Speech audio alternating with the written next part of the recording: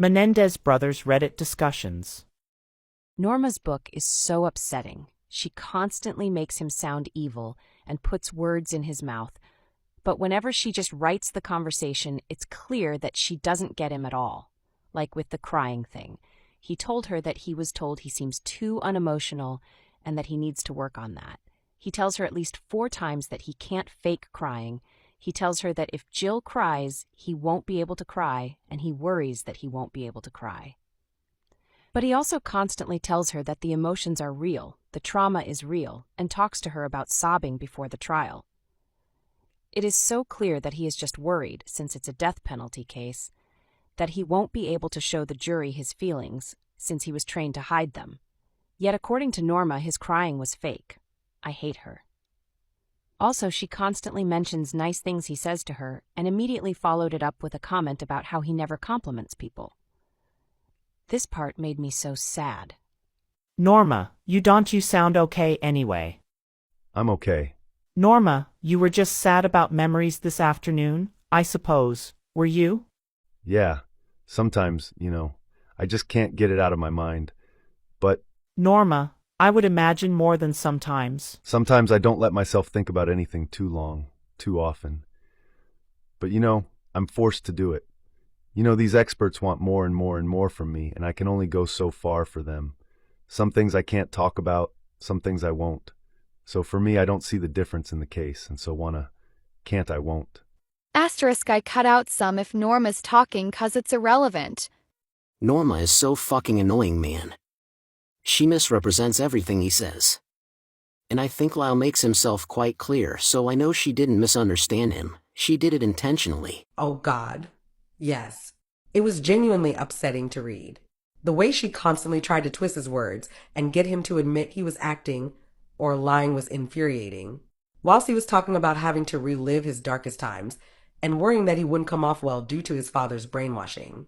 Fuck you, Abnorma. Her daughter said she's a narcissist. I'm guessing Lyle isn't her only victim. Yes, I felt like Lyle did try to reach out. If he would have been asked proper questions and consoled in some way, we would have heard a lot of emotions in him, but Norma was constantly trying to stray him away from any emotional stuff he talked about. Her questions were so annoying at times. He would be hinting at something deep and she'll be giving stupid responses, and that is why I think Lyle just decided to treat her like an audience and started kind of a commentary of the things happening. He would relate the events matter-of-factly because Norma never tried to understand his emotions. This woman is the epitome of a gaslighter. I hate that Norma and the brothers' friends proved Jose right. You can't trust anyone. Unfortunately, Lyle and Erik not only fell victim to their parents but also their so-called friends and PPL like Norma. They have been burned many times by their friends. Jose not allowing them to have friends made it difficult for them to learn social skills and to determine who was a worthwhile person. This in turn led them to picking the wrong friends and cementing Jose's belief. I came into this case with the idea that these two are psychopathic narcissists who killed their own parents for money. After watching Lyle's testimonies, the testimonies of dozens of witnesses, my opinion changed for 180 degrees. And the Norma Novellis book was the final nail in the coffin that convinced me that Lyle was in fact a very empathetic, kind and real human being. Norma did her best to convince the readers that Lyle is a narcissistic sociopath. But you have to be either blind or deaf to come to that conclusion. She was a narcissist and a manipulator, but Lyle always remained true to his words. My respect for him went through the roof after reading the book. Same. From the way some people talk about this book, I was expecting to be appalled by him. I found him cocky and abrasive at times, yet refreshingly human, kind, funny, and sensitive. It really humanized him to me. As a flawed, troubled, yet caring young man who sometimes struggled to express himself in the best way. I still haven't read the whole book, only excerpts. I find it really entertaining to listen to Lyle talking on the tapes. I mean, he is very funny too. The only annoyance is Norma's voice.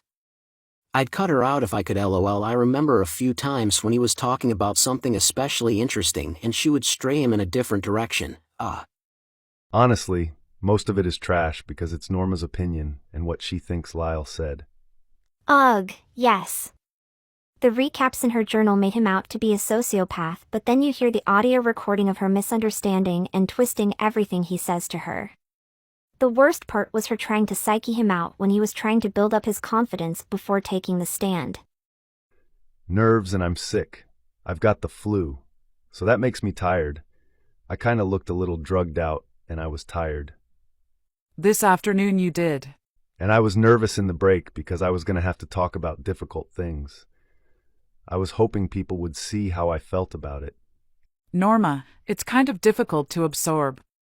You don't want those words to hit your ears. It's the kind of thing you recoil from. When you were talking about your mother, I mean. Also the way she was trying to poison him against Erik and Leslie, she even got him far enough that he said, "I think my brother loves me."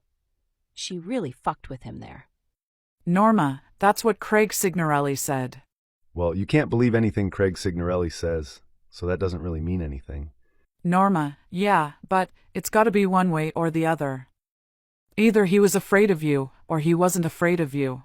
But there's no reason to be afraid of me. I don't even have a temper. Norma, no, I know. I mean, I don't know what my brother would be afraid of me for, because I was the only person in his life who tried to help at all. It's totally ridiculous. I mean, Leslie does do stupid things to try to get a semblance of some kind, you know? Norma, what's this shit in the paper, anyway, that I read about you last night, separating from Erik, because of, Leslie Abramson? Yeah, the paper is totally out of balance. It's total bullshit. Norma, well, I know that's what she wanted to do in the first place, though, Lyle. She always wanted to turn Erik against you in the very first place, you know.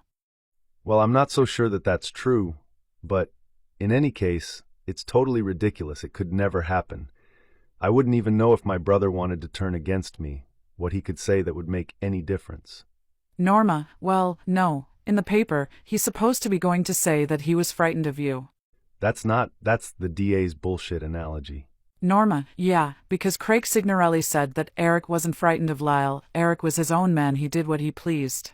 Well, also, she's trying to get a separate trial, right? She's trying to get a separate trial. No, but she doesn't really want a separate trial. No.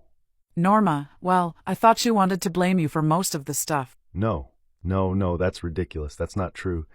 She doesn't want to blame me. If she wanted to do that, she could have done it in the last trial. Obviously didn't. Obviously can't. Norma, it's still a sticky situation. I mean, I would still be a little worried. No, I'm not worried. I don't have to worry about it. I mean, Leslie Abramson is not a relative of mine. Norma, well, have you talked to Erik since? Did you talk to Erik within the last week? No, I haven't spoken to him. Norma, well, how do you know which way he's thinking, then? We're brothers, and I know what happened, and I know who he is, and that could not happen in a million years. I mean, that's just, my brother and I are very, very close. I think he loves me, and he would never do that. Some people are bad people, and they just do that to other people. Erik would not. Norma, let's hope it's just wind.